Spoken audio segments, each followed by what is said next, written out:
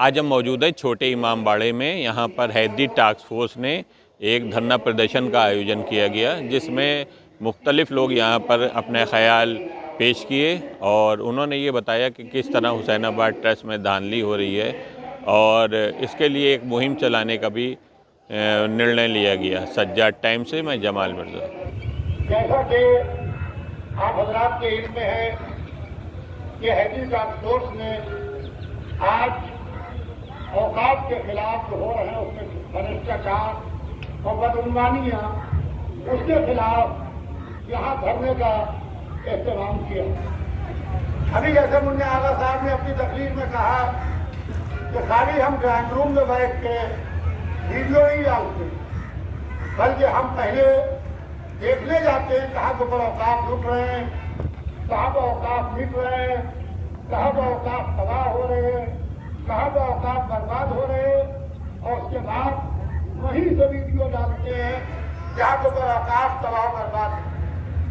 मेरे भाइयों, मेरे अजीजों, ये वक्त माले खुदा है, माले रसूल है, माले इमाम है।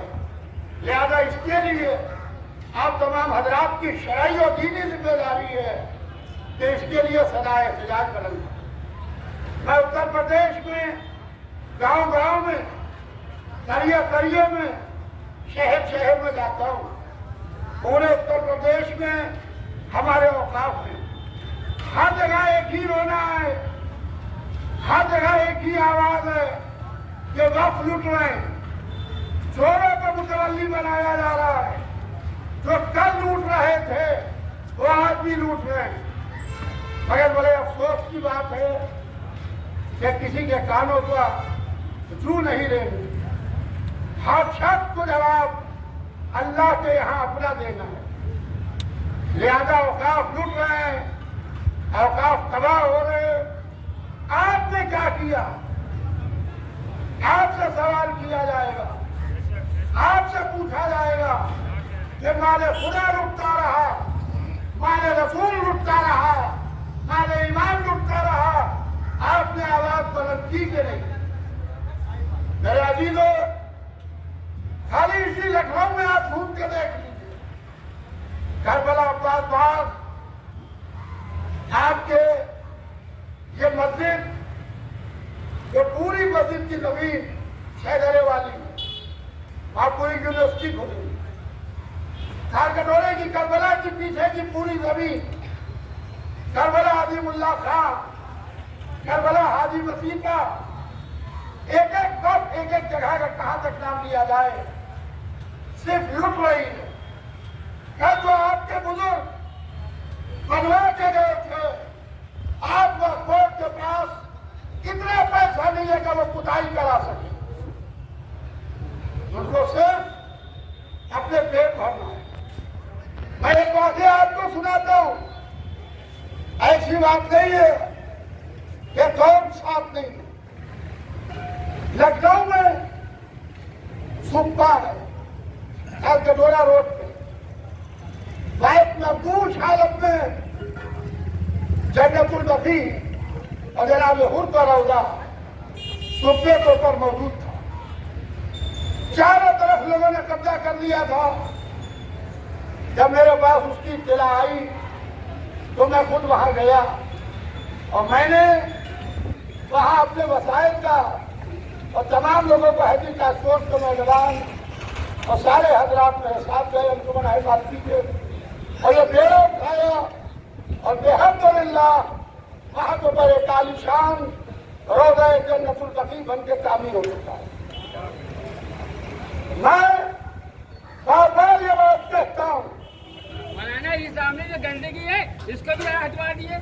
ये लोग अजीज़ान मोहतरम, इसको भी आलम ये है कि मैं बार-बार ये कहता हूँ कि यहाँ जो ऊपर औकाफ जो माले खुदा है, माले रसूल है, माले इमाम है, ये औकाफ पूरी तरीके से उस वक्त बच सकता है जब अंजुमन है मातमी को इसकी जिम्मेदारी दी जाए। और यहाँ जो ऊपर ये करबला रोड है, पूरी आजादारी रोड, बड़े इमामबाड़े से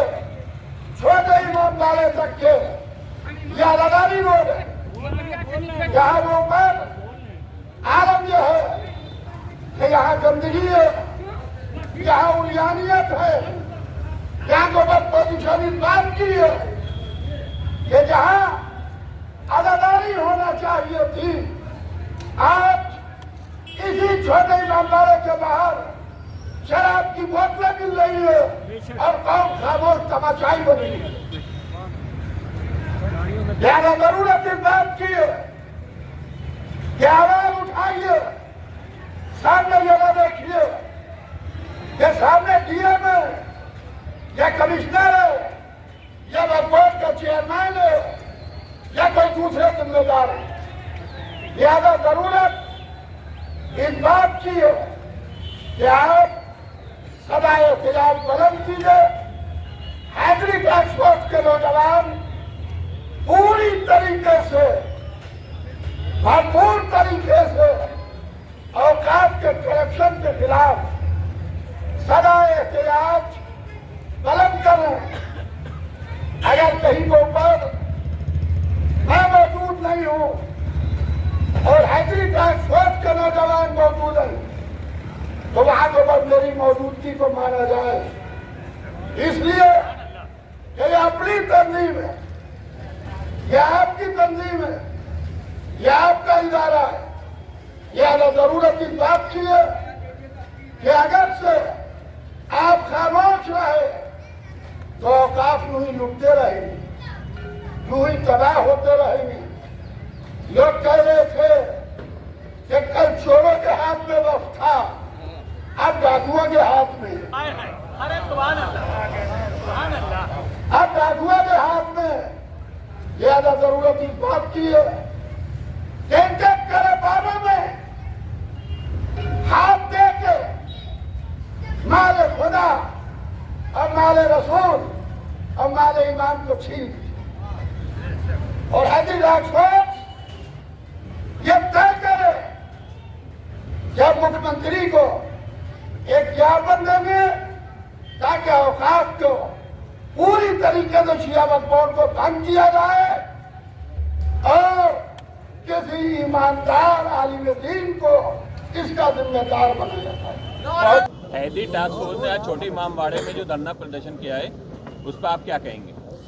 देखिए, उत्तर प्रदेश में शिया वक्फ बोर्ड में जो भ्रष्टाचार है, जिस तरीके से माले खुदा, माले रसूल, माले इमाम को बेचा जा रहा है, प्रॉपर्टियाँ तबाह बर्बाद हो रही हैं, उसको लेके आज हैदरी टास्क फोर्स ने यहाँ के ऊपर धरने का अहतमाम किया है लखनऊ के छोटे इमामबाड़े के अंदर। और इसके अंदर हजरात उलमा, अंजुमन मातमी के नुमाइंदे, मोमिनीन, हैदरी टास्क फोर्स के मेंबरान आए हैं और उत्तर प्रदेश के मुख्यमंत्री जी से मांग कर रहे हैं कि शिया वक्फ बोर्ड को फ़ौरन भंग किया जाए और एक नया बोर्ड बने जिसके अंदर स्वच्छ छवि के ईमानदार लोगों को पूरी तरीके से बोर्ड में शामिल किया जाए। आपने भ्रष्टाचार का आरोप लगा रहे हैं, तो कौन है वो लोग, थोड़ा सा निशाना? भाई, शिया वक्फ बोर्ड में जो इस वक्त काबिज है वो सब भ्रष्टाचारी हैं। पूरी तरीके से भ्रष्टाचार हो रहा है और एक बड़े धर्मगुरु की सरपरस्ती में भ्रष्टाचार हो रहा है पूरी तरीके से, क्योंकि तकरीबन 3 दशकों से वक्फ बोर्ड के ऊपर उनका कब्जा है। और पहले उनके दामाद हैं, उससे पहले उनके यार गार थे, उससे पहले उनके बहनोई थे, उससे पहले उनके अरकान थे। सब लोग पूरी तरीके से वक्फ पर काबिज हैं। उन्होंने वक्फ को अपनी ज़ाती प्रॉपर्टी समझ लिया है, जबकि वक्फ माले खुदा, माले रसूल, माले इमाम है। और कौम को कहा जाता है कि अब बाद बाकी करबला में हम बसाएंगे। करोड़ों रुपया लेके डाल दिया गया एक एक फार्म का कि 300 बीघा ज़मीन मिलेगी। तो सवाल यह कि 1 बीघा ज़मीन मिली किसी को, 3 बीघा ज़मीन मिली। जहाँ के ऊपर ज़मीनें हैं वहाँ पर सौदेबाजी कर रहे हैं। हाजी मसीदा की ज़मीन है, करबला आज़िमुल्लाह खां की ज़मीन है, फिर ये आपके ये जो मस्जिद है शैदरे वाली, इसकी ज़मीन है, वक्फ अच्छे मिर्ज़ा की ज़मीन है। अगर आपको कौम को बसाना है और कौम से हमदर्दी है तो पूरी तरीके से इन्हीं लोगों को बसाइए तो बेहतर होगा। पाकिस्तान में सिया समुदाय की हत्या हो रही है, उसको लेकर बड़े इमामबाड़े पर पुतला दहन भी किया गया है, इसको लेकर क्या कहेंगे? देखिए, पाकिस्तान में जो शियों का कत्लेआम हो रहा है, जो वहाँ को बांग्लादेश में माइनॉरिटीज़ के साथ हो रहा है, वही अफ़गानिस्तान और पाकिस्तान में शियों के साथ हो रहा है।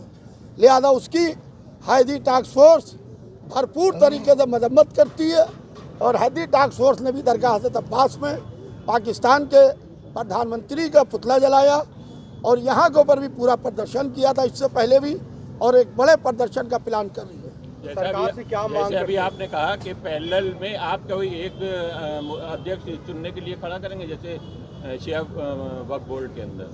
बेशक क्यों नहीं किया जाएगा, पूरी तरीके से अपने ही लोगों को दिया जाता। कहा गया पहले वक्फ बोर्ड बनने से कि एक आलिम दीन की सरपरस्ती में, आलिम दीन की अध्यक्षता में वक्फ बोर्ड चलेगा। क्या जो वक्फ बोर्ड के चेयरमैन है आलिम दीन है?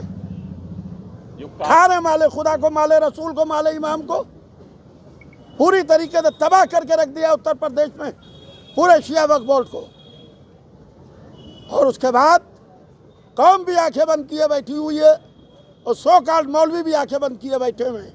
जैसे 6-6 महीने कार्यकाल बढ़ता जा रहा है, बाकायदा इसीलिए तो धरना दिया गया है कि कार्यकाल को समाप्त किया जाए पूरी तरीके से, और इसके खिलाफ अभी मुख्यमंत्री आवास के बाहर धरना दिया जाएगा। आज तो यहाँ धरना दिया गया है, अगर नहीं भंग हुआ तो उनके आवास के बाहर धरना दिया जाएगा। और जो सवाल करना हो कर लीजिए। कौन है वो आलिम दीन जिनकी आप बात कर रहे हैं? मैं नाम किसी का नहीं ले सकता, सब जानते हैं। पाकिस्तान में जो तमाम हत्या हो रही है शिया समुदाय की, उसको लेकर सरकार से क्या मांग करना चाह रहे हैं? जो भारत सरकार दबाव बनाए पूरी तरीके से। जब तक कि भारत सरकार दबाव नहीं बनाएगी वहाँ अल्पसंख्यकों की हत्याएं नहीं रुकेंगी। पाकिस्तान को आतंकवादी देश घोषित किया जाए। पाकिस्तान है, पाकिस्तान नहीं है, उसको आतंकवादी देश घोषित किया जाए। और पाकिस्तान में जहाँ के ऊपर भी शियों की हत्याएं, इस्लामाबाद में, पाराचिनार में, कराची में, लाहौर में, पूरे पाकिस्तान में शियों की हत्याएं हो रही हैं। लिहाजा पूरी तरीके से मैं ये मांग करता हूँ कि भारत सरकार यूएन पर दबाव बनाए और पाकिस्तान को आतंकवादी देश घोषित करे। बांग्लादेश में हिंदुओं की हत्या हो रही थी, उस पर क्या करना चाहिए? उसके ऊपर पूरी तरीके से मजम्मत करते हैं और ऑल इंडिया शिया मसला बोर्ड और हैदी टास्क फोर्स ने भरपूर तरीके से इसकी मजम्मत की है। जुल्म कहीं पर भी हो, चाहे वह हिंदू के साथ हो, चाहे मुसलमान के साथ हो, चाहे शिया के साथ हो, चाहे सुन्नी के साथ हो, हर जुल्म के खिलाफ आवाज़ उठाना हमारा निजी कर्तव्य है। इससे पहले भी 8-10 महीने पहले जब पाराचीनार में वारदातें हो रही थी, नाम पूछकर कत्लेआम हुए, उस वक्त भी तमाम मुजाहरे हुए, प्रधानमंत्री को पत्र लिखा गया, यूएन को लेटर लिखा गया। उसके बाद भी जो है वारदातों में कोई कमी नहीं आ रही है। अब दूसरा तरीका बदल गया है, मगर टारगेट पे शिया कम्युनिटी ही है। देखिए, जिस तरीके से शिया कम्युनिटी को टारगेट किया जा रहा है, जुमे की नमाज और मस्जिद और इबादत, और जिस वक्त सजदे में गए सब, उसी वक्त पूरी तरीके से विस्फोट किया गया। पूरी तरीके से शियों को टारगेट किया जा रहा है। और तुम ये समझ रहे हो हम शियों को ख़त्म कर देंगे, तो शियों को कोई ख़त्म नहीं कर सकता है। जब बनी उमैया और बनी अब्बास ने ख़त्म कर सके, तो ये चंद वहाबी लोग ख़त्म कहाँ से करेंगे? पाकिस्तानी हुकूमत लगातार जिस तरीके से इस पर कोई एक्शन ले रही, नहीं हमले के बाद ना तो कोई कार्रवाई होती है, ना उन्हें पकड़ा जाता है। क्या हुकूमत का क्या? जब तक कि हिंदुस्तान सरकार पाकिस्तान पर दबाव नहीं बनाएगी, तब तक कि यह हत्याएं नहीं रुकेंगी। सर, शिया वक्फ बोर्ड को लेकर जो आज आपने यहाँ पे बैठक किया है, क्या अंदाजन कितनी प्रॉपर्टी है या कितने करोड़ की प्रॉपर्टी है जो इस पे कब्जे के आपके अनुमान है, और किस तरीके से इसकी क्या? अगर हमारी प्रॉपर्टी जो उत्तर प्रदेश में शिया वक्फ बोर्ड के पास है, अगर उस प्रॉपर्टी का यूज़ कर लिया जाए तो एक भी शिया समुदाय का बेरोजगार व्यक्ति नहीं रह सकता है। कोई लड़का बेरोजगार नहीं रह सकता है और कोई बेघर नहीं रह सकता है। अमीर अल मोमिनीन हजरत अली अलैहिस्सलाम ने अपने दौरे खिलाफत में ये कहा कि एक ऐसे शख्स को ढूंढ के लाओ जो मेरी हुकूमत में तो रहता हो, न उसके तन पर लिबास हो, न सर पे छत हो, न पेट पे रोटी हो। अमीर अल मोमिनीन अली ने बताया कि अली के दौरे हुकूमत में लश्कर को लाना तो आसान था, मगर कोई भूखे को, बेलिबास को, बेछत के रहने वाले को कोई ढूंढ के नहीं ला सका।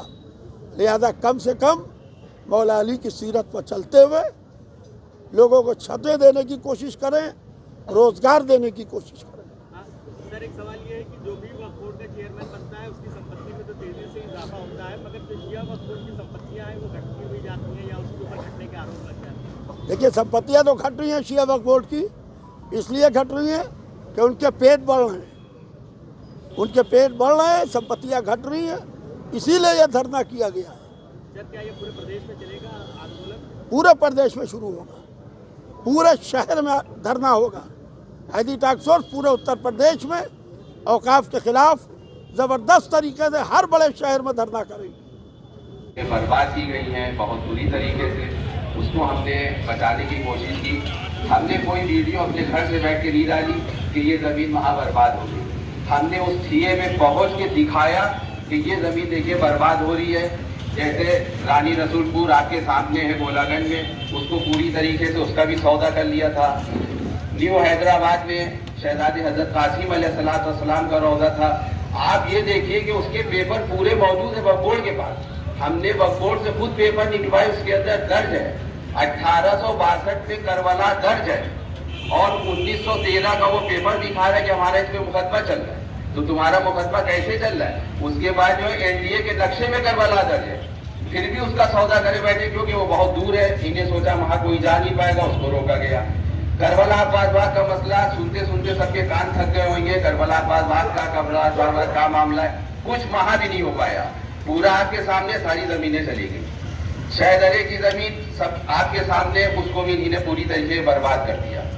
औरंगाबाद अमौसी एयरपोर्ट के पास जो जमीन अच्छे मिर्जा अहमदी बेगम 400 बीघे जमीन है, वो 400 बीघे जमीन को इस तरीके से बर्बाद किया गया। अभी आपने कुछ दिन पहले मौलाना साहब का बयान सुना होगा, उन्होंने कहा जब मैंने जाके वहां देखा कि बहुत बड़ी जमीन है मगर उसको भी बर्बाद कर गया। हमारा कहने का मकसद ये है कि जब पहले वह बर्बाद हुआ तो उसके लिए भी बहुत आंदोलन हुए, अब बर्बाद हो रहा है तो क्यों अलग से आवाज किसी के नहीं निकली, ये बात समझ में नहीं आती।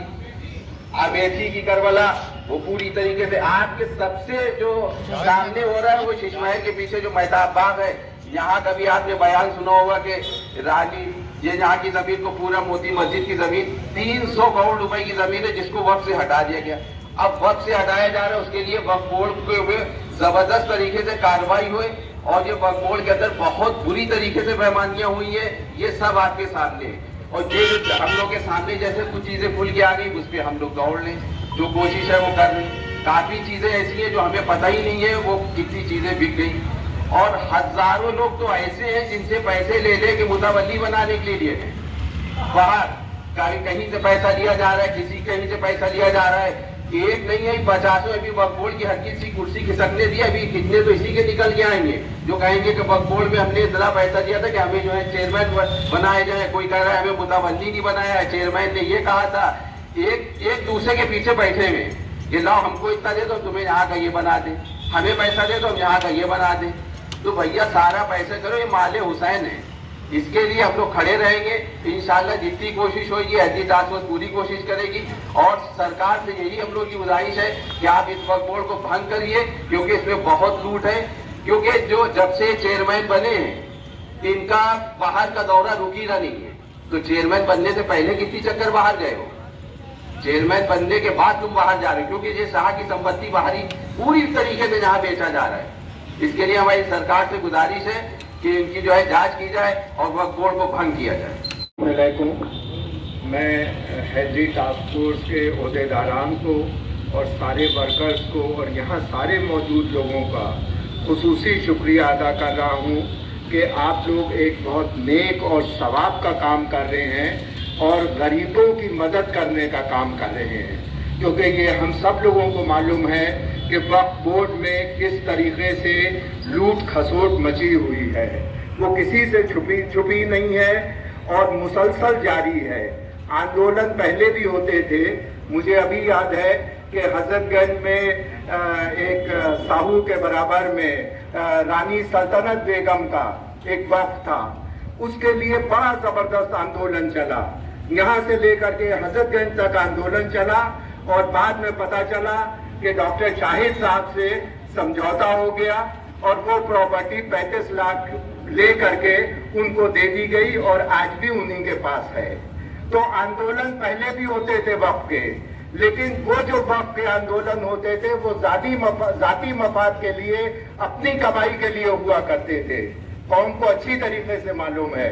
लेकिन ये जो आंदोलन चल रहा है ये उस वक्त को की बदउनवानियों को और बेईमानियों को और वक्त की बची हुई संपत्तियों को बचाने के लिए हो रहा है, क्योंकि वक्त जो है वो औकाफ के जो वक्त करता है मंशाए वाकिफ से चलता है।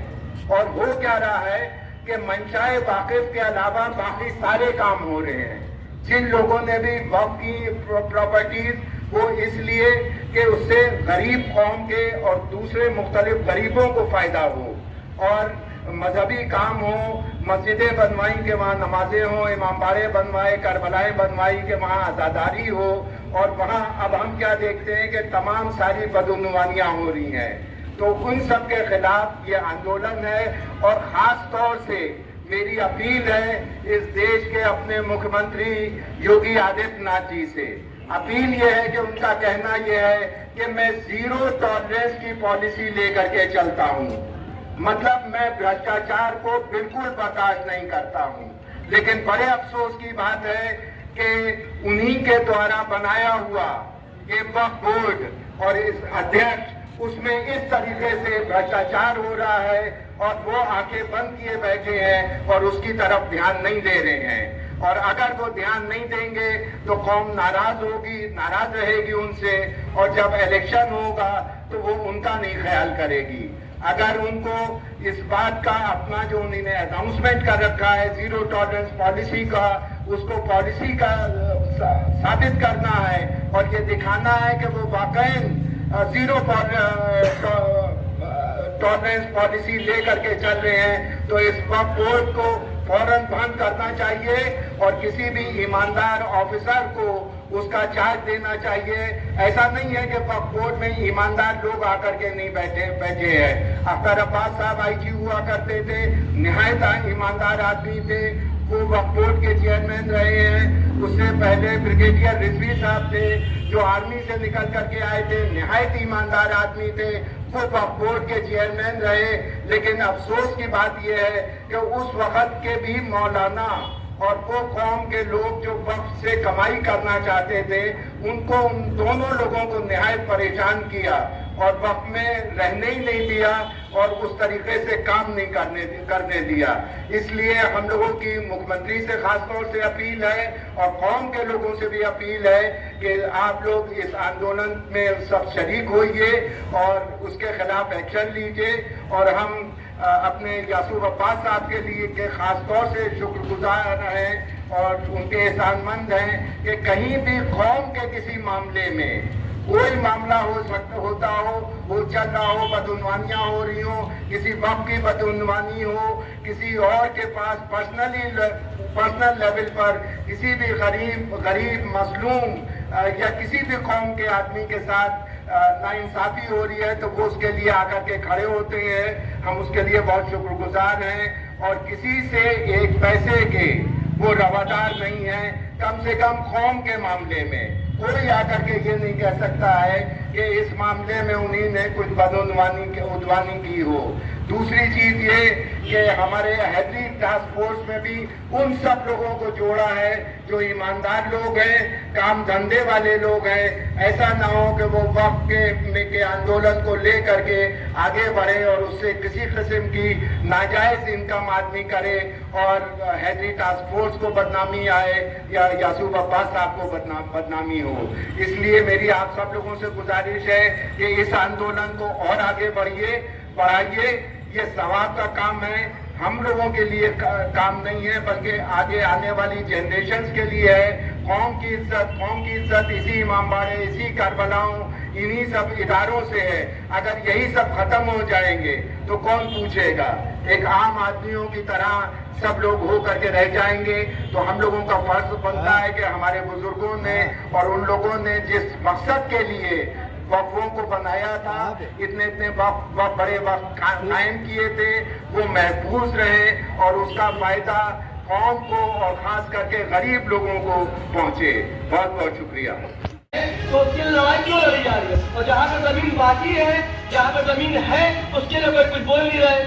कार वाली करबला में बीघों जमीन पड़ी, बीघों वहां पे चाहिए, वहां के लड़ाई लड़ाई हम सब साथ में खड़े हैं। और जिनके पास मकान नहीं है, जो सच में जरूरतमंद है, जिनके पास सर पे छत नहीं है, जो किराए पे रह रहे, तो उनको क्यों नहीं जमीन दी जा रही है? बीघों जमीन अगर वहां पे हॉस्पिटल खोल दिया जाए, इमाम ज़मान अलैहिस्सलाम के नाम से एक स्कूल खोल दिया जाए, जो हमारे कौम के लोग हैं, बेसहारा लोग हैं, जो पढ़ नहीं पा रहे, जिनके अंदर पढ़ने की एक उम्मीद है, जिनको एजुकेशन चाहिए, जो गरीब, जो पैसे के मारे नहीं पढ़ पा रहे, तो वहां पर जो जमीन खाली जिसपे वहां पे भी जल्द से जल्द कब्जा हो जाएगा। जो जमीनें अभी वहां पे बाकी हैं, अगर हम सब पूरी कौम एक इकट्ठा हो जाए तो इंशाअल्लाह वो जमीन को बचाया जा सकता है।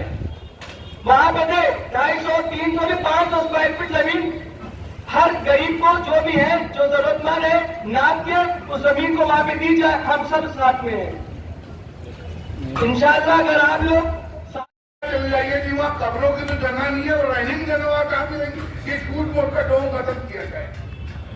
दूसरी बात है, हाजी मसीदा की करबला अगर बिल्कुल तालपटरी करबला के सामने आखिरी इमाम के बीचों बीच पूरी ये करबला पड़ी है, कई बीघा जमीन है, अगर उसको लबे सड़क वो जमीन है, अगर उसको नहीं बचाया गया तो याद रखिए वो भी जमीन गवर्नमेंट ले जाएगी। तो आखिर वक्त हमारे जो कौम के लोग उनको वहां क्यों नहीं बचा रहा है?